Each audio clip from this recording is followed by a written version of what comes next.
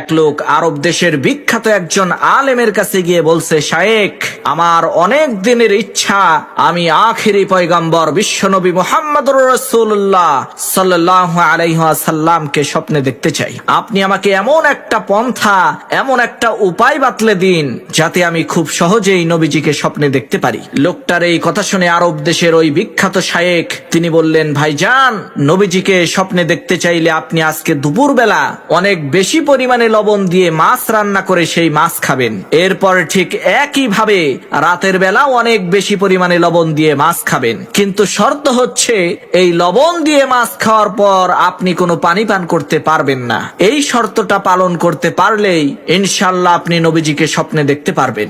লোকটা আরবের ওই বিখ্যাত আলেমের কথা অনুযায়ী দুপুর বেলা লবণযুক্ত মাছ খেলো, আবার এদিকে রাতের বেলাও লবণযুক্ত মাছ খেলো, যার কারণে তার প্রচন্ড পরিমাণে পানি পিপাসা লাগলো। তার গলা শুকিয়ে একেবারে কাঠ হয়ে গেল, কিন্তু সে পানি পান করতে পারছে না, কারণ পানি পান করলেই তো শর্ত ভঙ্গ হয়ে যাবে, আর শর্ত যদি ভঙ্গ হয়ে যায় তাহলে তো সে নবীজিকে আর স্বপ্নে দেখতে পারবে না।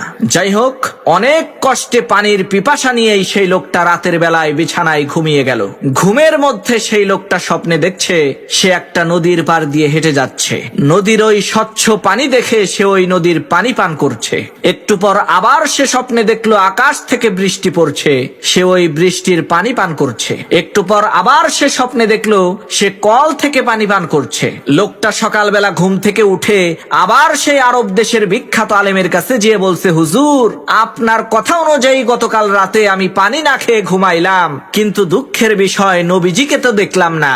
সারা রাত ভরে দেখলাম আমি বিভিন্ন জায়গা থেকে পানি পান করছি। তখন সেই বিখ্যাত আলেম বললেন, ভাইজান, আপনি পানির পিপাসা নিয়ে ঘুমিয়ে যদি পানি পান করা দেখতে পারেন, তাহলে আল্লাহর নবীর ভালোবাসার পিপাসা নিয়ে ঘুমাইয়া দেখেন না, অবশ্যই আপনি নবীজিকে দেখতে পারবেন।